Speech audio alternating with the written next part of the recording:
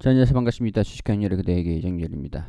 지난 신문과 보도록 할 텐데 시청하시기 전에 구독과 좋아요 한 번씩 부탁드리도록 하겠습니다. 자, 우리 공부방 운영을 하고 있죠. 실전 투자 공부방은 별도로 또 진행을 하고 있는데 종목들도 안내를 드리고 있는 상황들이니까 오셔가지고 함께 보시면 좋을 것 같습니다. 종목들이 다 이제 굉장히 좀 좋은 모습들 보여주고 있기 때문에 분명히 들어오시면은 도움이 되실 겁니다. 진해생명과학 브리핑을 드리기 전에 앞서가지고 이전에 좀 한 차례 진해생명과학의 실적에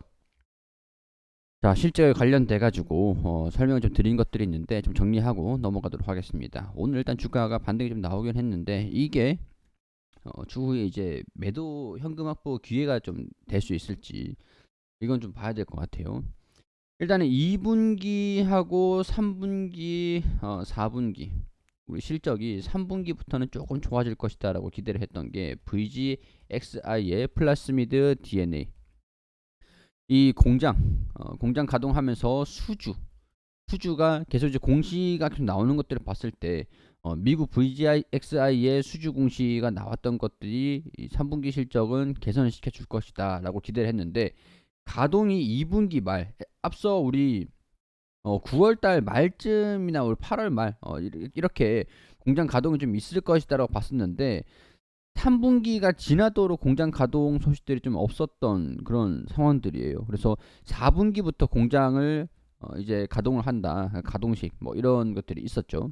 그래서 4분기부터는 실적을 좀 개선을 기대를 좀 해볼 수 있지 않을까.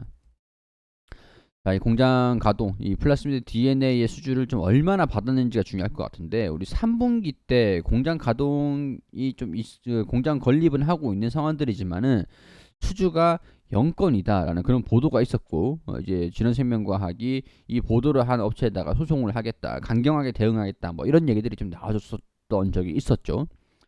거기 관련해 가지고 일단은 3분기 실적 개선을 일단 물 건너 간 거고 4분기부터 실적 개선의 기대감들이 반영이 될 수 있을지 공장이 어떻게 가동이 되고 있는지 그런 부분들의 소식에 좀 주목을 해보자, 귀를 기울여 보자, 이렇게 설명을 좀 드리기도 했었는데, 자, 진해생명과학 CMO 추주 0건 보도한 이데일 소송 자진 취하했다. 다회사 VGXI 얘기를 하는 거겠죠. 공장 증설 후에 수주 계약이 0건이다는 보도가 나온 다음에 주가가 급락하자 법적 대응을 시사를 했고 9월에 소장을 제출했었다. CMO로 자시산하던 매출 2천억 달성을 결국 실패가 됐다. 이런 얘기들이 좀 있습니다.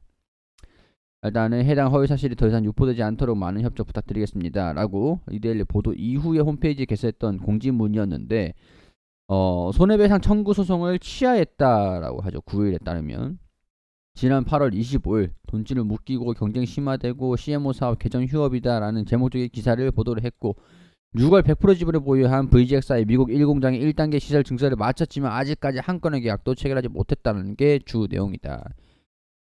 자, 이때 당시에 주가가 좀 하락은 하긴 했었습니다. 이후에 향후 악의적 기사 게재 또는 종목 게시판을 통한 허위 사실 유포, 명예훼손, 이 목적 투자자 보호 목적으로 형사 고소 뭐 이런 시세 조정 행위 뭐 이런 것들은 하든 모든 법적 대응을 다 하겠다라고 8월 25일에 했었는데 지난 9월 1일 손해배상 청구 소장을 제출을 했고 손해배상액도 5억 10만 원 수준이었고, 자, 일단은 이 내용에서 봤을 때는 일단 CMO 수주로 올해 매출 2천억 원 달성을 하겠다라고 진흥생명과학이 결국 목표액 달성에 실패를 했다. 실패 인정. 이게 10월 31일에 기사가 나왔던 것들. 2달 만에 돌연 말바꾼 진흥생명과학 2천억 원 매출 실패 인정을 했다. 자, 공장 증설만으로 매출 증가 관측은 무리도 이미 상업용 생산 단계였어야. 그렇죠. 이미 이미 뭐 공장 가동을 해가지고 상업화 생산을 하고 있었는데 공장 가동이 너무 늦었어요. 너무 늦었어. 올해 신규 공장 증설에 발생하는 매출의 목표치는 보수적으로 2천억 원이었다. 올해 3분기 4분기를 얘기를 하는 거겠죠. 근데 이런 것들이 지난 6월 공장 시설 증설을 마치고 난 다음에 공장 가동까지가 너무 늦게 진행이 됐었던 것이 아무래도 2천억 원 달성은 좀 실패를 했던 것들과 같고 수정된 배경에서는 아무런 설명을 듣지 못했다라고 하는데 올해 하반기 진해생명과학의 수주 공시는 단 한 건도 없다. 음, 자체 지능생명 과학의 그 수주인 것 같고, VGXI에 관련된 수주는 따로 이제 별도로 좀 있을 수 있겠죠. 코로나19 DNA 백신과 치료제 개발과 관련해서도 유상증자한테 약속한 목표 일정들을 모두 지키지 못했다. 이건 아마 언제부터 언제까지 뭐 공장 가동을 좀 진행을 하겠다 뭐 이런 얘기들이 있었는데, 그런 것들이 약속이 계속 밀려주고 목표 매출도 하겠다. 유상증자를 할 때는 그랬죠. 목표 매출을 얼마까지 달성을 하겠다라는 얘기를 막 했었을 건데, 그 매출 달성을 실패를 했기 때문에 이 약속한 목표 일정들을 모두 지키지 못했다. 뭐 금액이야 뭐 그렇지만 일정 자체가 계속 너무 연기가 됐기 때문에 거기에 대한 영향인 것 같습니다. 개발 모두 일정 못 지켜. 금감원 검토 투자 설명서 명시해. 예측조차 모두 틀렸다. 부스터차 임상도 임상 일상 단계다. 해명하지 않는 게 내부 방침이다.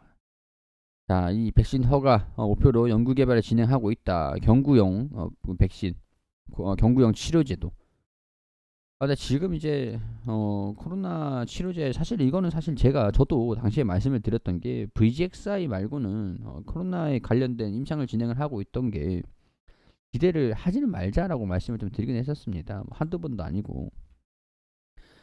여기에서 코로나 백신 포기한 이노비어 뭐 진흥생명은 뭐 이런 연속 보도를 했다라고 나와 있죠. 근데 이 소송을 좀 취하했다. 전국 결과 소송을 소치를 하했다, 이렇게 나와주고 있다 보니까 아무래도 이런 것들이 좀 사실이 되는 것들이 아닌가라는 그런 생각들이 좀 들겠죠.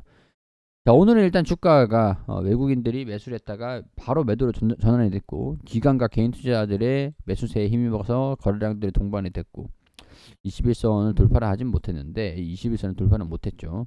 근데 이제 9,000원까지 자, 아무래도 실적에 대한 부분들이 최근에 또 반기 보고서가 좀 나왔기 때문에, 분기 보고서가 좀 나왔기 때문에 이 분기 보고서에 11월 14일 오늘 나왔죠.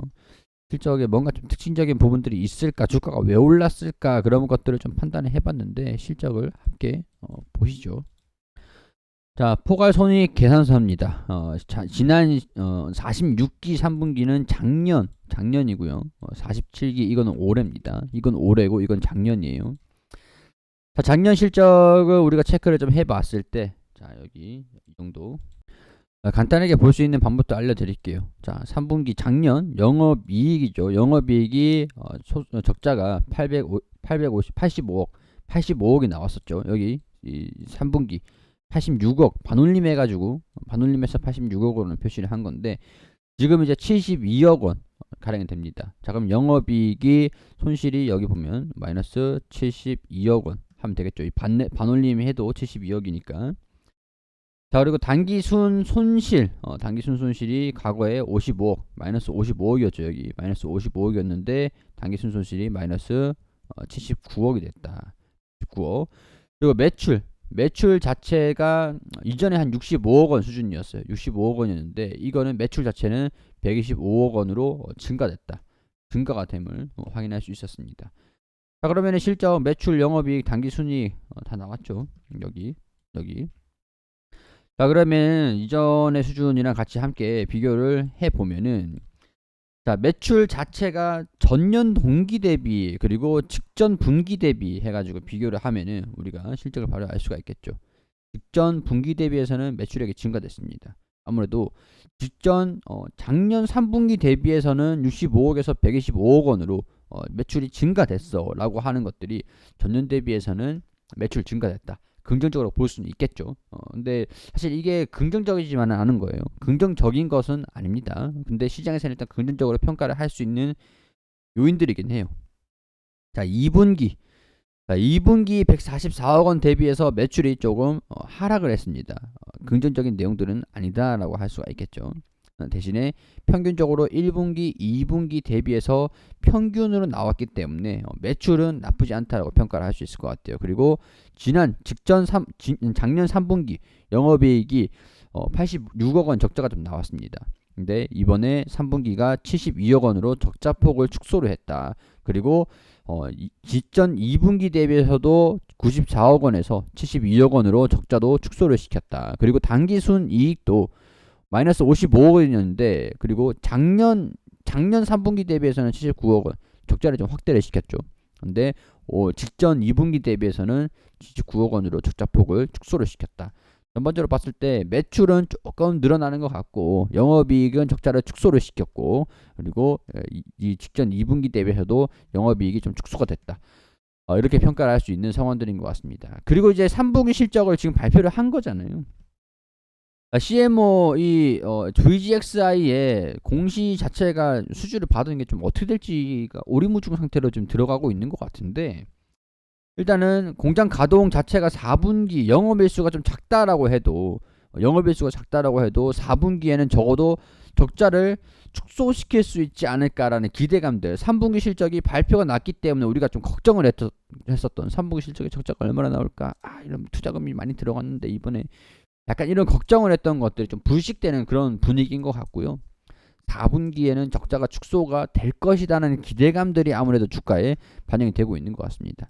주가가 좀 올라 4분기의 실적이 우리 3분기 실적은 발표됐고 4분기 실적은 내년 2월 달쯤에 발표가 됩니다. 자, 이때 이 기간까지 주가가 만약에 상승한다라고 했을 때 이때 적자가 좀 확대가 되거나 적어도 적자를 축소를 시켜야겠죠. 만약에 확대가 된다라고 하면은 이 부분에서 절반 이상은 주가가 상승을 만약에 했다라고 했을 때 절반 이상은 그 상승한 주가의 절반 이상은 뱉어낼 수가 있어요.